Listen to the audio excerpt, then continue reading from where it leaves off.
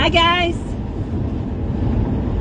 I am driving home from Awana and it was so fun. It was so fun tonight. So Awana is a children's program and they do, there's like a big opening in the beginning where they sing songs, they do the pledge, they do Awana pledge, and then they do like a skit or something fun. Then they go to, for mine, the Sparks, which are kindergarten, first and second, they go off to they do a lesson time in the sanctuary. And then from there, we go to handbook time. So we go into classrooms and we break up into like teams. So for Sparks tonight, we had 24 kids, I believe. And I think there were 8 leaders. I can't remember how many leaders, but I know 24 for the kids. For Sparks, just for Sparks alone, which is, again, kindergarten, first and second. Then we do handbook time. That's where they learn memory verses. They learn Bible verses by memory. And then they also learn, like, the books of the Bible by memory. And as they learn the memory verses, they get, like a little jewel.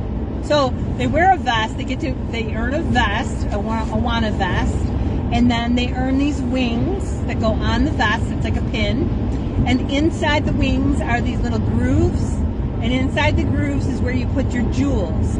So as they learn different verses, or if they learn the books of the Bible, whatever their handbook, whatever's next in their handbook, then they earn a jewel, and they can earn multiple jewels.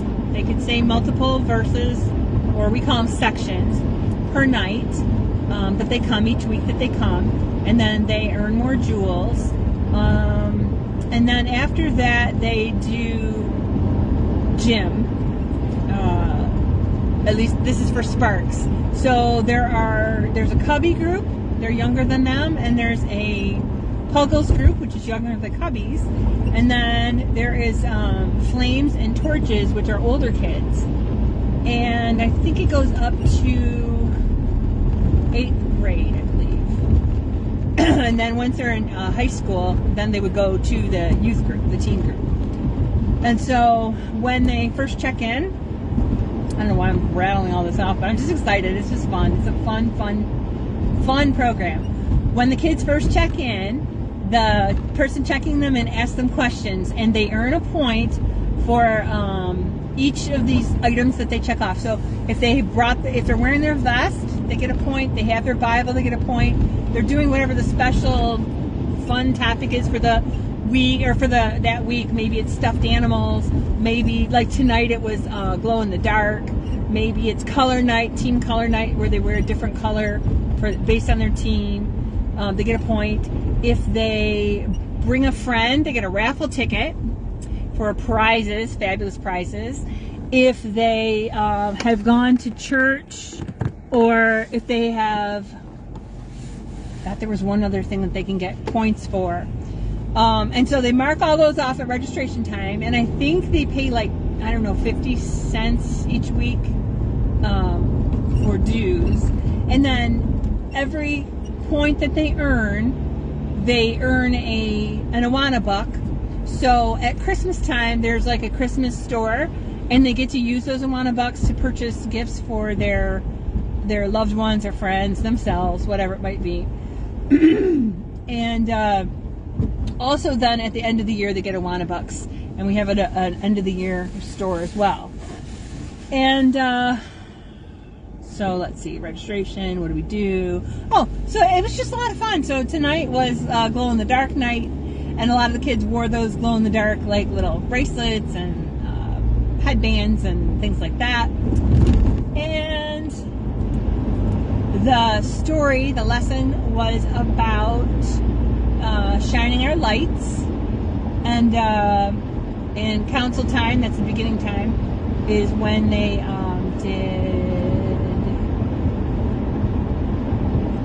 they did in the very, very beginning. Council time, there was a lesson about shining a light, and about, there was a video that was shown. It was super cute. I love this idea, where they have an empty jar. Behind it is a candle that is lit, so it's got a flame on it, and the jar is larger than the candle.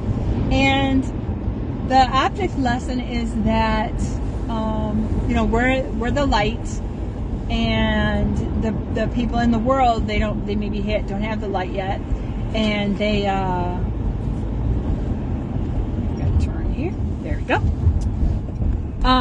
And so what happens when the world enters in, how we don't want our light to be put out? So what you do is so you've got the jar in front of the candle, but the kids watching it, they don't see it. It's kind of cool.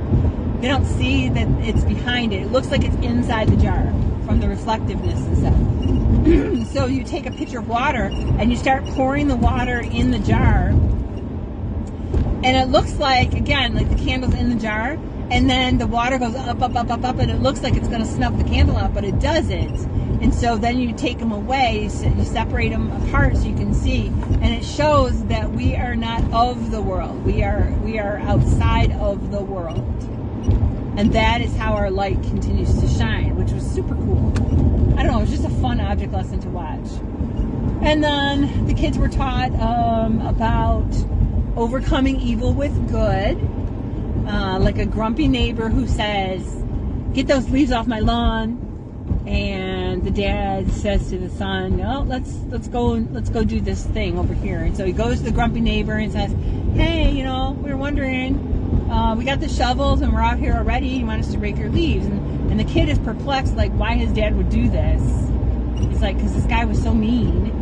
But once the guy let them rake their leaves, then he came out later and said, "Oh, you know what? I'm sorry for being gruff. I just haven't had time to do my leaves yet because my back has been hurting, and I really appreciate what you did." And so the son got to see that was a good thing. What else? So we did that. And then we had handbook time, and then I get to help out the kids in the yellow team, which, where are they? What, like 2, 3, 5, 6, 7, 8, 9, 10. Or I think there were like 10 in the yellow, I believe. And then I have a helper, Miss Lynn, and we go around and we listen to the kids' verses, or we help them with the words so they know how to say Thessalonians, because sometimes that's hard, or Colossians, or Revelation. So we help them with those and mark them off, keep a record of those, and mark it off in their books. And then we went to gym time, and gym time was super fun because then the kids got to finally use their glow-in-the-dark bracelets. And, I should have grabbed one, and I could be wearing one. But at gym time, we did our normal run around the circle and come back, and then go up to the middle and get the pin. But it was in the dark. So they had outlined the circle with all these little, which of course you can't see me in the dark. They had outlined the circle with a bunch of the glow-in-the-dark sticks so the kids could see the circle. And then they had outlined the objects in the middle that they were going to go grab, like for first and second and third place. They had like attached some of those glow sticks to that. And instead of running this first time, they had to walk. So they could walk fast, but they had to walk to go all the way around the circle, then go up the middle and get it. And then they did a relay, but with running, but that was not in the dark. And then they did it looked like glow bowling, where they lined them up behind a cone, and they had a pin, and the lights were off, but there were glow things around the pins, and you had to try to knock your own pin down, and whoever knocked their pin down first was the winner. And then after that one, it was knock another team's pin down, not your own. And again, it was all in the dark, and the kids had a ball. And then they had pictures of them in the dark with all their glowing things, and that was so much fun. And they just had a good time. And there are some kids that started off just not real. They didn't have a lot of energy or enthusiasm about like being there. Maybe it was their first time, and they didn't know, or they were brought with a friend, or I mean, sometimes the kids come in and they're just not feeling it. That's okay. by the end of the night, they're like wired and they're happy and they're excited and they're running around and they're cheering each other on. That's a big thing to me. They have to cheer each other on. We are all family. We are all friends here. We are all friendly here. There's none of this, you know, so-and-so sticks with such and such and then we gossip. We don't do any of that kind of stuff. That's important to me, that they all are chipping in and cheering each other on and high-fiving each other and oops, now you can't see anything. High-fiving each other. I like that. Team sportsmanship. And yeah, so that was about Awanas. And it's just fun. I really enjoy being there. Today was really cold. Really cold and windy and windy and windy and cold and windy. And I mean, I was going to go, but my body was starting to dread it, like just going outside. Like even today, I didn't want to go outside and like open the chickens up or check their feed. And I didn't want to go outside and like close them up tonight just because it's so cold. So I just dressed warm. And I always know that once I get there, it's good. It's kind of like a pool. Like you get to a pool and you're like, ugh. Once you dive in, or you get to a lake and once you walk in and you feel the water and you get accustomed to it, then it's like, yeah, I'm glad I'm here. So with me, it's like that with Awanas. Like, because I already would have worked. Today it was 10 hours. So this week was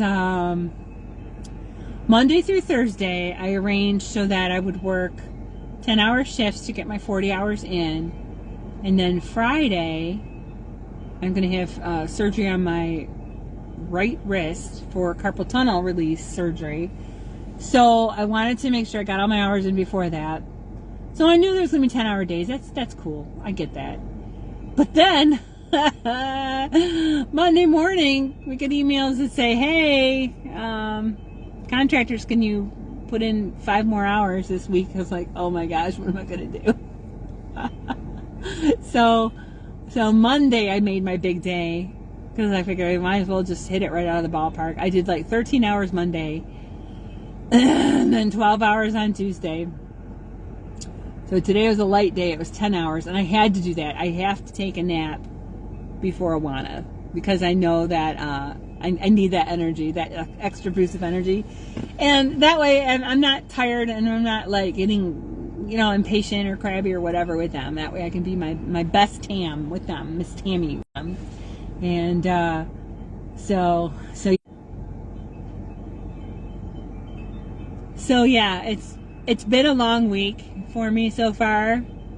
I've got one more 10-hour shift tomorrow, and then the surgery Friday, and I don't know what time. And I'm really nervous about it. I try not to think about it, and then I'm like, okay, I just got to trust the surgeon. Okay, I just got to trust God. I got to trust God with the surgeon, and that everything goes like it's supposed to, and that it goes well. That I don't feel anything. I don't want to remember anything. I don't want to know anything. I just want him to put me out and like be done, and like wake up and it's all done, and it went well, and it heals well, and then I'm hoping I can be back to work on Monday, at least a little bit. And it's the kind, it's going to be percutaneous, so it's through the skin. He's going to do one poke through the skin, go under the fat and the muscle to the cartilage and underneath, and then he's going to like turn it over, and there's like a blade, and he releases the cartilage. There's like a cartilage like web here, so he's going to release that under the skin. So he says when I'm done, when he's done with the surgery, it's just like a Band-Aid. Like, okay. And I don't know, I'm not exactly sure how long the recovery time would be for that. But anyway, I wanted to tell you about Awana on the way home because it's a little bit of a drive anyway, and I just figured I would share with you. Awana stands for Approved Workmen Are Not Ashamed. And I only remember that because there's a song. It's like, Approved Workmen Are Not Ashamed. Boys and girls for serve. Yeah, and there's an Awana song, and you know, the first time the kids come, and like, especially like kids who had not, so like I said, I work with kindergarten, first and second grader, And so some of them, I mean, if they're in second grade, like this fall is the first time this might be the first time they've actually been back in the classroom, because they may have spent first grade and kindergarten online, or part of it, or most of it. I don't even know. So when things were starting to open up again, it was so cute. Well, here's the thing. So kindergartners come in and they usually can't read yet because they haven't been taught. So we have to read everything to them. It's very labor intensive and attention intensive, but they memorize those verses. It takes them a little longer, but they memorize them. Their brains are little sponges. The first graders they know how to read, but they don't know all the big words yet. So we have to explain those to them, but they get it. And the second graders seem to just whip right through things. There's some words that need help with, but not a whole lot. And they seem to do pretty well. But it was amusing to me when the kids were coming back from the COVID lockdowns, and I think we were still wearing masks or whatever, but that's not even the point of the story. When we would say, all right, everyone line up behind this cone, they didn't know what we were talking about. They couldn't visualize it because they'd never done it. Like, they didn't have gym, or they didn't have stuff in school or class in school that showed them how to do it. So we had to show them, okay, this is the cone. We're going to make a single file line. They didn't know what those were, so we had to teach them what that meant when we said it. Or we say, okay, everyone make a circle, and they're like looking at each other like, okay, we don't know what to do. So we would have to spread them all out and say, okay, this is what make a circle means. But that was an interesting time to be working with the kids. And we have been up here in Macomb Township since the June of 2019. And in the fall, I started working with Awana, and then everything shut down in the spring, but we still had it online. They still held it online for the kids for a little while. And then I think then in the fall, we met up again in person with masks. And the church was really firm about, we will have programming for kids. And I really, really appreciated that. So in 2022 now. So yeah, so the beginning of 21, I started shopping around for a church that was up here. And I was looking for something that was closer to home. I mean, it's not that far. It's maybe 10-15 minutes. It's about a 15-minute drive over there. It's really not that far. But I started looking for churches that were close to the house. I think I'd gone to 5 or 6 of them, and I'm like, and I sat through services for every one of them, and I chatted with the people or whatever, and yeah, what really cemented it for me was the commitment that that Lighthouse Bible has for the kids, the commitment they have for the children. They are very firm about, we will allow the children to come, we will allow the children to continue to learn and focus and have a safe place to be, and know that and consistent. It's very, very consistent. They know once they've come a couple weeks, they know what to expect, what's going to come next. And we would take prayer requests from the kids, and kids would pray for other kids. And I don't, if you've never heard a child pray, you're missing out, because their prayers are genuine. They're not worried about the these and the thous, and they are just it's just so beautiful to hear a child actually praying sincerely. And they have no doubt that God's hearing their prayers. They have no doubt that when they pray for Susie's mom, or they pray for Fred's broken bone, that God's hearing them and He's going to heal them. So I really like this program, and I'm really very happy with this church. for paying attention to the kids and not caving to fear. I mean, yes, everyone has cautions, and we wore masks a lot of times, and then we got to the point where we were making it optional, whether the kids wanted to or not, whether the adults wanted to or not. And when we had the shutdown, a lot of leaders had to stay away because they had compromised immune systems or things like that, and that it was tough. There weren't as many leaders to do the roles, and that was one that I was doing. Along with a couple others, but we made it work, and we made sure again that the kids had a safe place to come to learn about how much God loves them and how they can show the love of God to other people. And we had so many.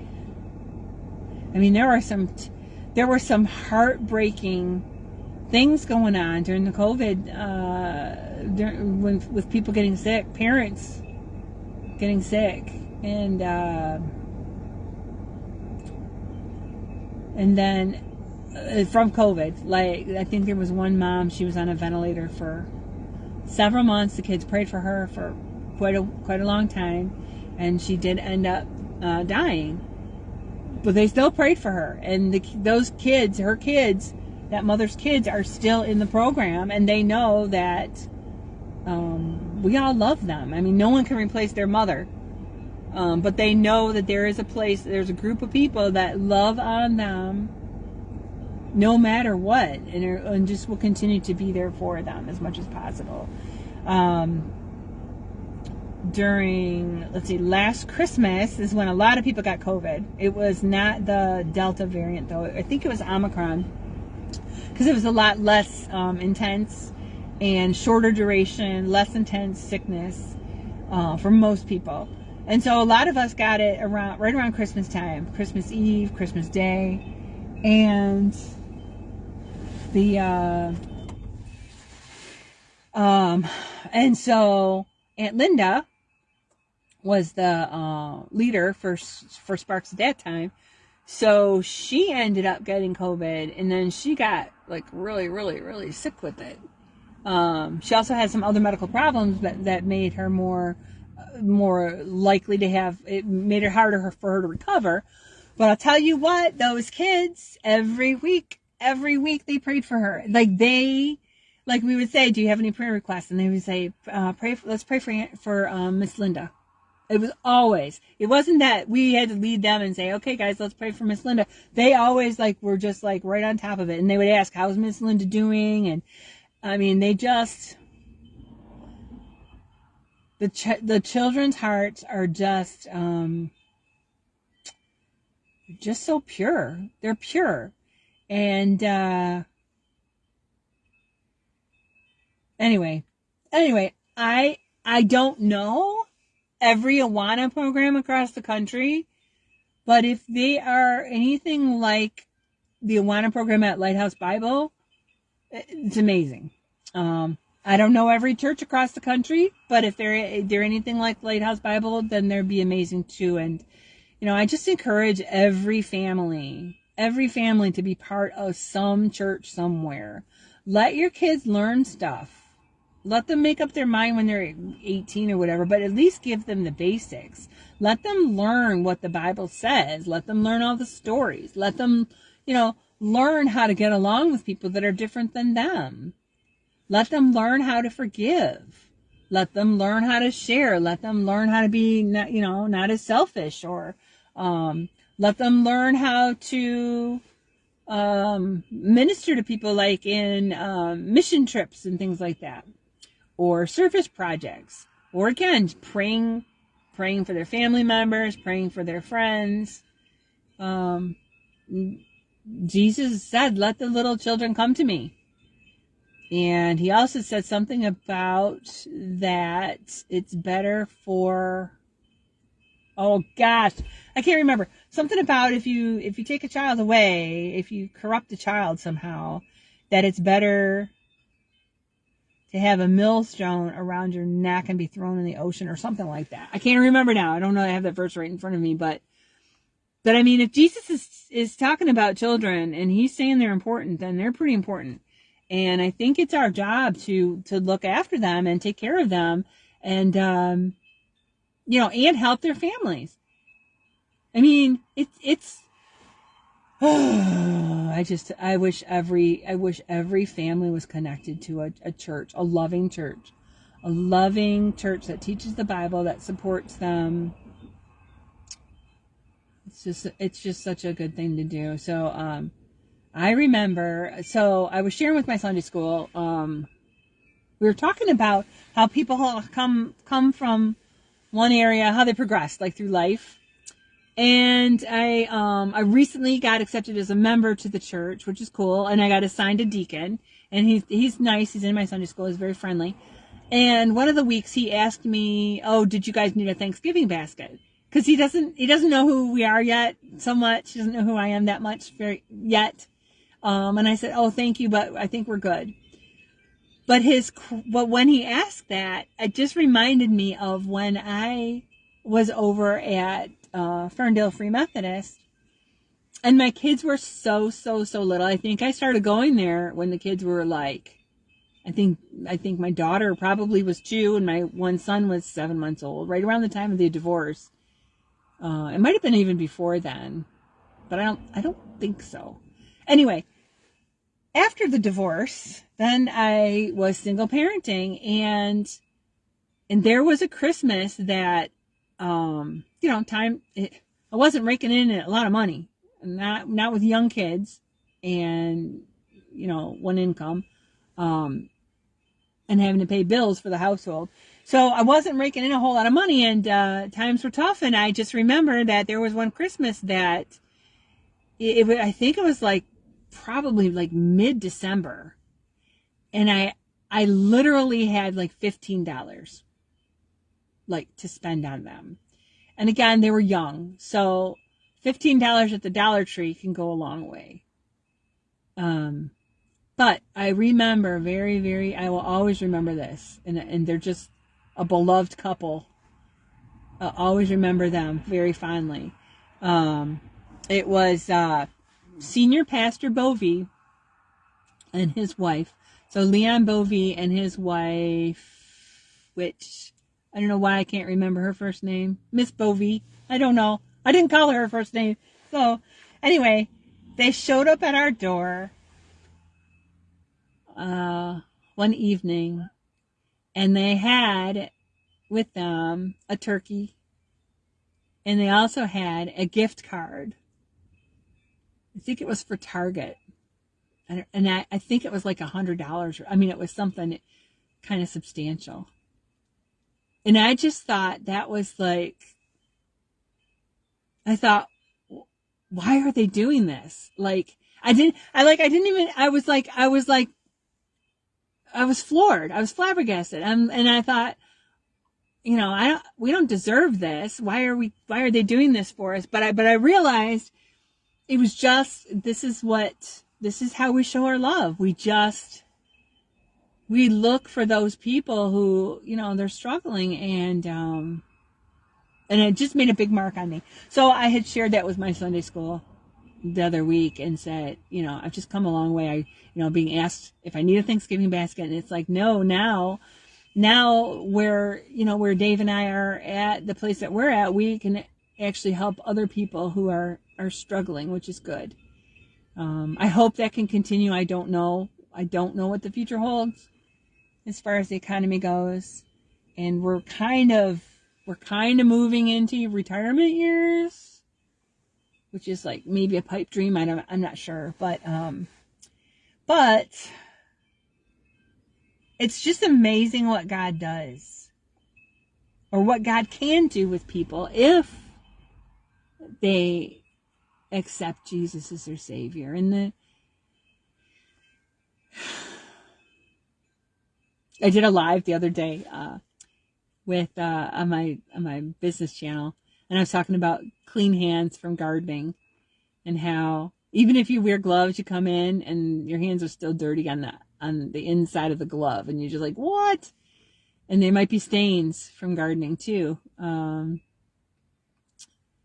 Like when I trim my tomatoes, I didn't mention this in that video, but when I trim my tomatoes, if I use my fingers to pluck off all the suckers and stuff, then I get like this green stuff on my fingers and it stains for a while. But how I explained it is that God is, he's perfect and nobody, so because he's perfect, nothing that's imperfect can come into his presence. But the problem is, well, not the problem. No, the problem is that we're not perfect. And the desire of God is to have a personal relationship with every one of us. Every single one of us, personal relationship. Not the corporate relationship necessarily, but the personal relationship where we speak to him directly. He speaks to us, either in our minds or through things we read or consume or songs we hear or a word a friend says or a criticism and a foe says. It's something, whatever it might be, but he wants a relationship with us.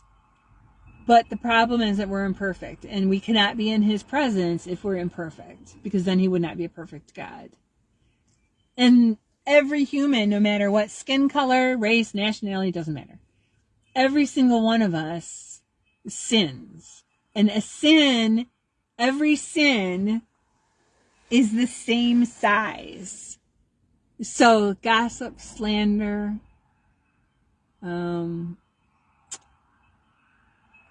gossip, slander, hate, overeating, like, what do they call that?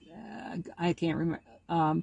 Being lazy, like being a sloth, killing, murdering, stealing, whatever. All of those sins are all the same size in his eyes. It doesn't matter. They're all the same. He doesn't say, well, she's just a gossiper, so, you're going to get a less punishment. The whole thing is that no matter what the sin is, it leaves a stain on our hands.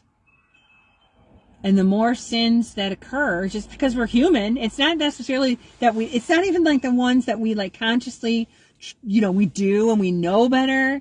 It could be the unconscious sins that hurt people. They're all sins and they leave stains on our hands. And so if we want to come to him with our hands out or our hands open in worship, and we got all these stains on our hands, he's like, I'm so sorry, but I can't, you can't come into my presence. You got dirty hands. Or if we're asking for something, he's looking at our dirty hands saying, I can't. But believing in Jesus, accepting that we're a sinner, and believing in Jesus, that Jesus came to save us. He came to wash our hands totally clean. He came to take any sins, any and all sins, everything, all the crappy stuff we did in our past. He came to take it all. And they said he puts it as far as from the east is from the west. That's pretty far. Like sunset to sundown. Down. East to west. That's pretty far. So that's what he wants to do. He wants to clean us if we're willing. You ever see a mama cat and she's trying to run away from her, or they're yelling at her, or they're putting their hands up. They're like, no, stop cleaning me. Sometimes I think of that with God. He's like, he wants to clean us off. He sees we're filthy. We got all this crap all over us from whatever we've done in the past, whatever we just did yesterday, whatever we did today, whatever we were proud, we were haughty, we were overspending, we were overthinking, we were trying to reason everything out and use our own brain instead of trusting him, whatever it is. And he looks at us and he's like, oh, you poor child. I want to clean you off so bad and you're resisting me. And it has to be for him to clean us off, for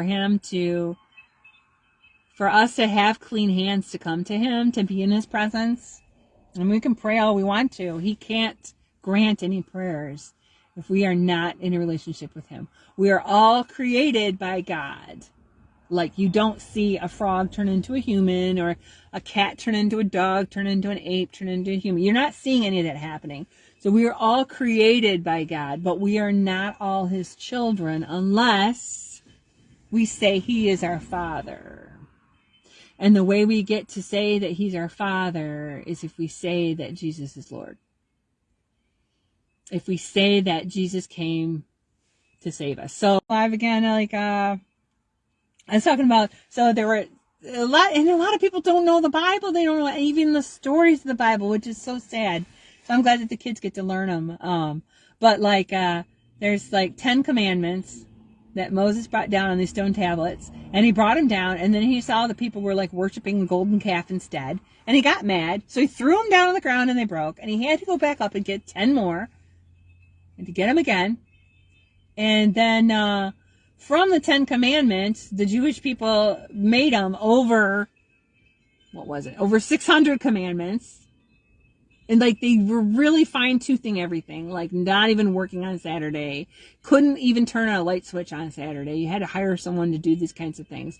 So they made it into over 600 commandments. And if you broke any one of those, you had to make a sacrifice. You had to bring a dove or a pigeon or a calf or a goat or a cow calf. What did I say? Dove, pigeon, I don't know. You had to bring an animal sacrifice to pay for your sins. And they had to kill them because you sinned when you broke one of those laws. Hi. No, I'll be in a minute. I'll be in a minute. Go. Anyway, so if you broke any of those laws, those over 600 laws, and I mean, no human person could go, several days without breaking at least one of those laws. Or you always had to be cognizant of it all the time. There was very religious things going on. Then you had to make an animal sacrifice. And God's like, yeah, this isn't working.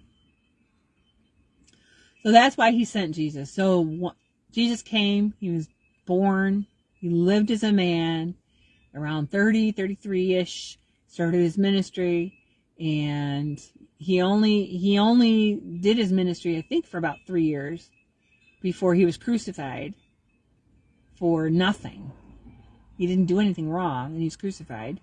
And they put him in a tomb, and as he predicted, he had told his disciples would happen.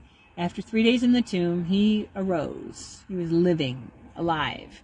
They rolled this giant stone away from the tomb opening. They had the stone there to protect from animals, so they wouldn't eat the bodies while they're laying in there. They rolled the stone away, and it was not there. Not only was he not there, but the cloth was still there that he had been laid in. But he was gone. He was alive, risen, just like he said he would.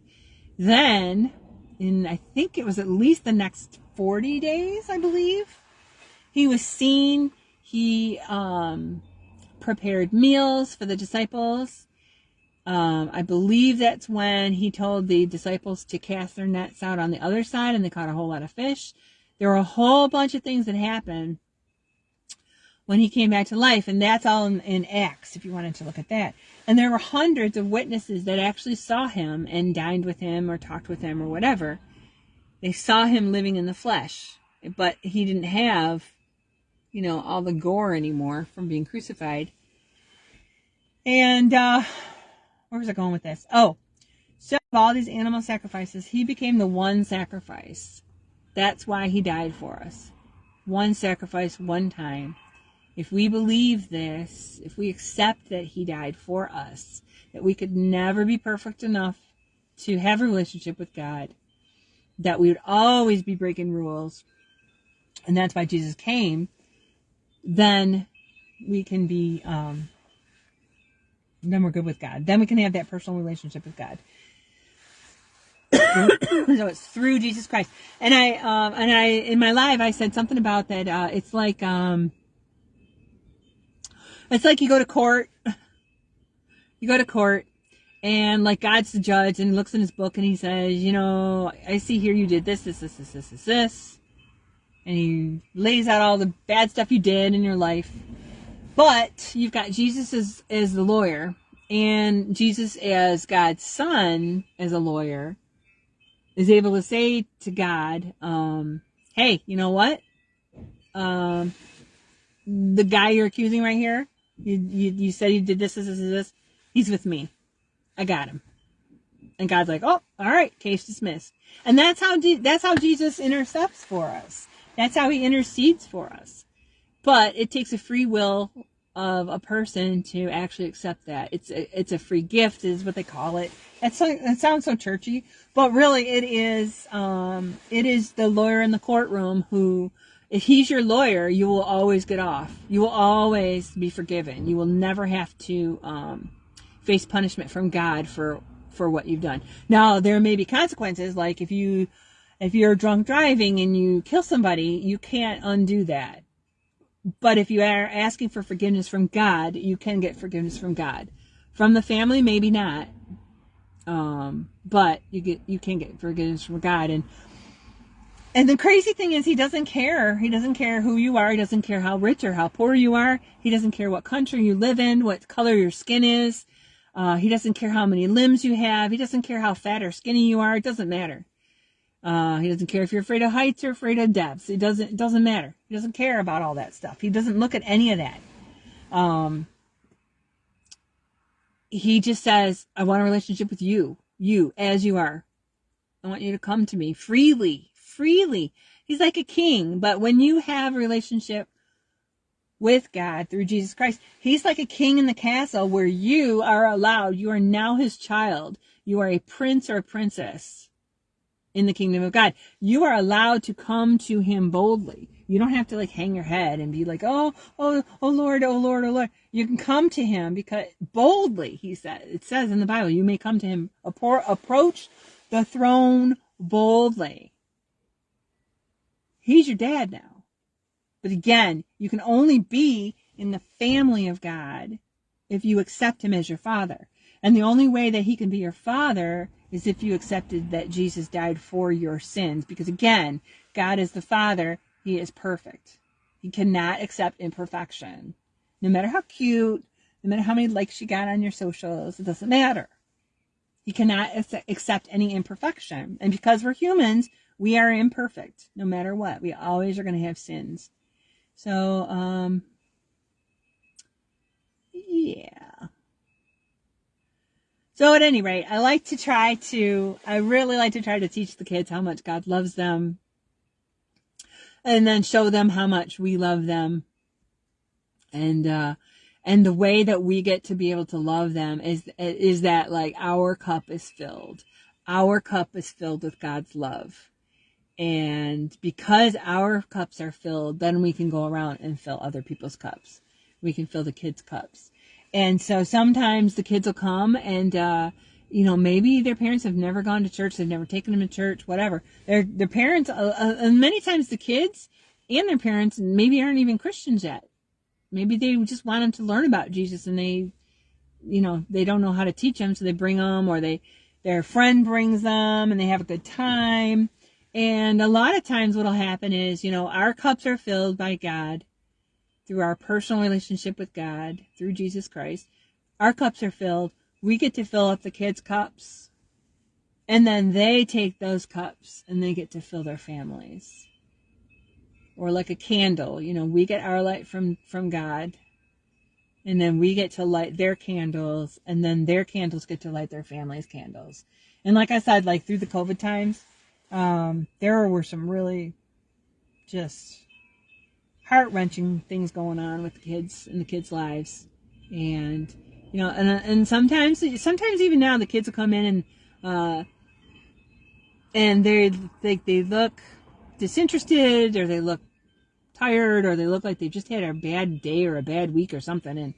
And it's kind of it's fun to see the transformation, because if they get up there on stage and they start dancing to the songs, by the time that those first couple songs are done, their mood has changed a bit, which is fun. It's fun to see. It's encouraging and uplifting, and it's good for their mental health. It's good for their spiritual health. It's just good all over.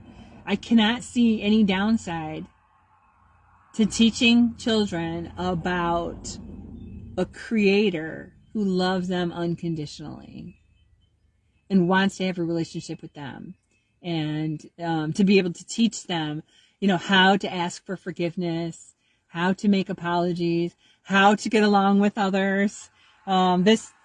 tonight there was one child who kept coming to me, and he was tattling on the other child.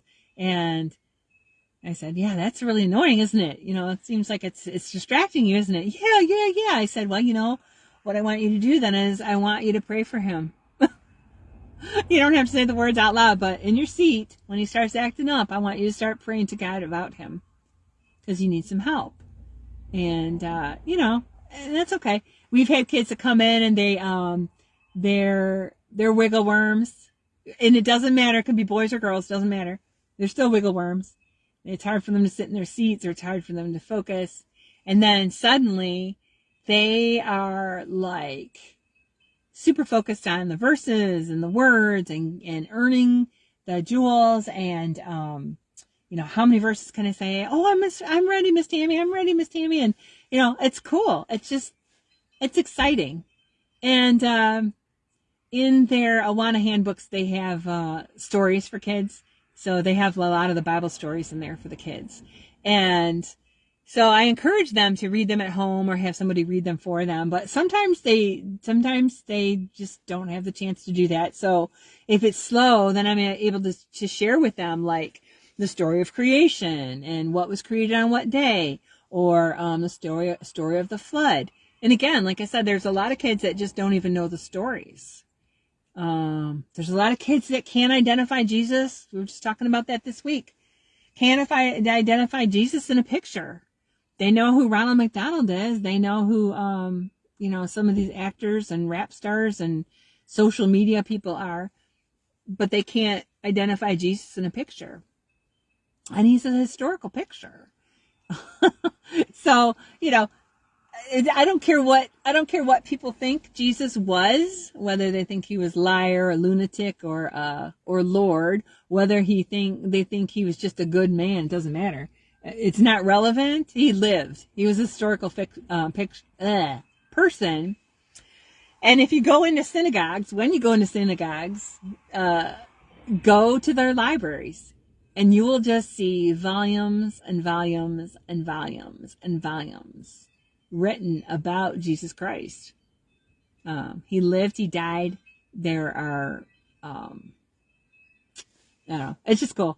It's cool. I like how the Bible, science is showing how many things correlate to biblical events. Archaeology is starting to prove the existence of cities and the existence of events and places and times. And it's fun. It's just fun.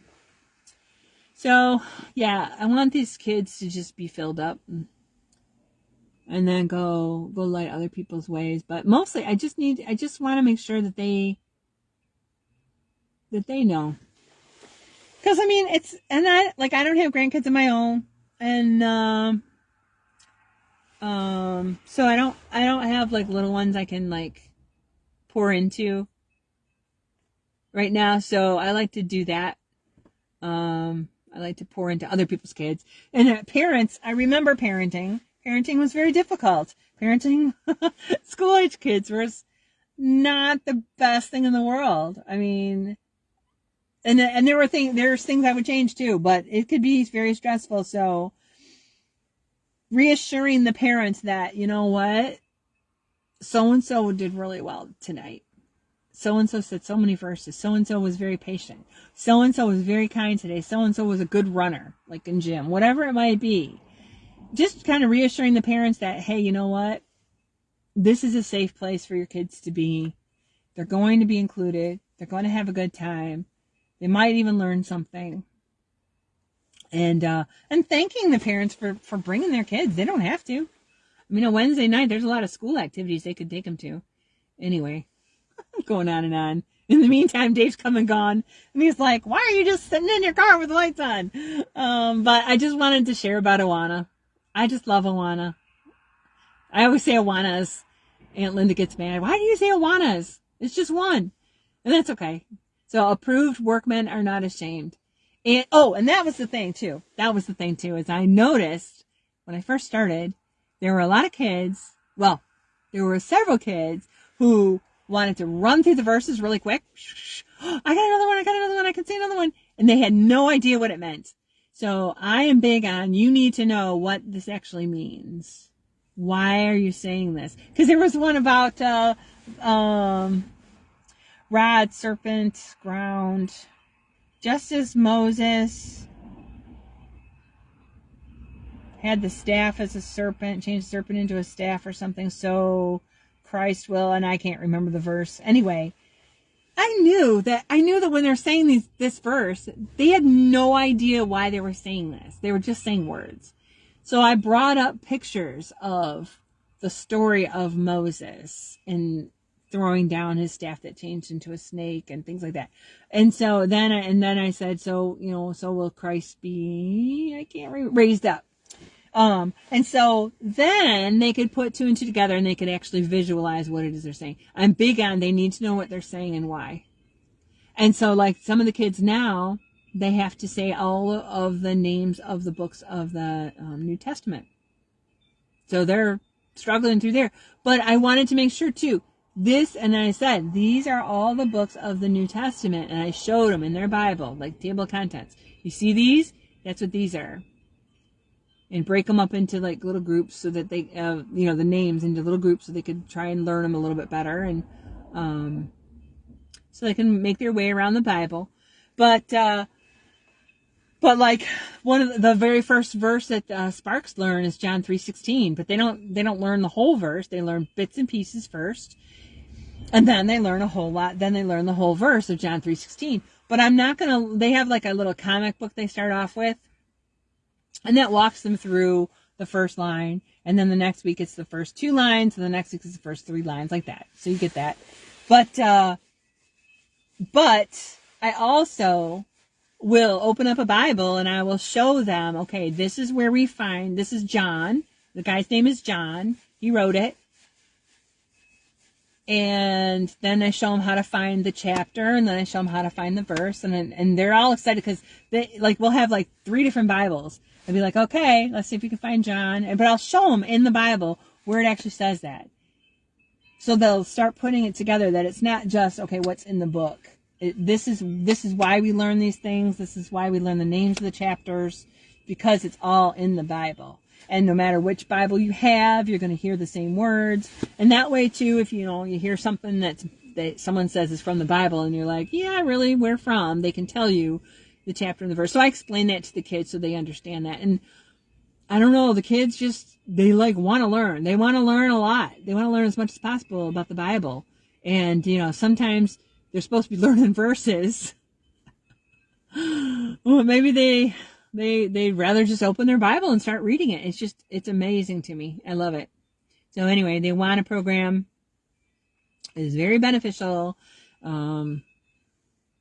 If you know families that are looking for a program, I highly, highly, highly recommend it. I would definitely, if my kids were school age right now, I would definitely have them in an Awana program. And it's fast paced. There's a different lesson every week. There's a different theme every week. And, it's like it's part of the church family. So anyway, I'm getting cold and it's obviously dark. So I'm going to say goodbye. Oh, looks like, I had people watching. Oh my gosh. Here I think I'm talking to myself. Hello, Diane. Hi, Sue. Hi, Steve. Hi, Kay. I love you guys. And happy hump day. And holy smokes, it's 9:30. It's way past my bedtime. So good night, all. I love you. I'll chat with you later. Bye.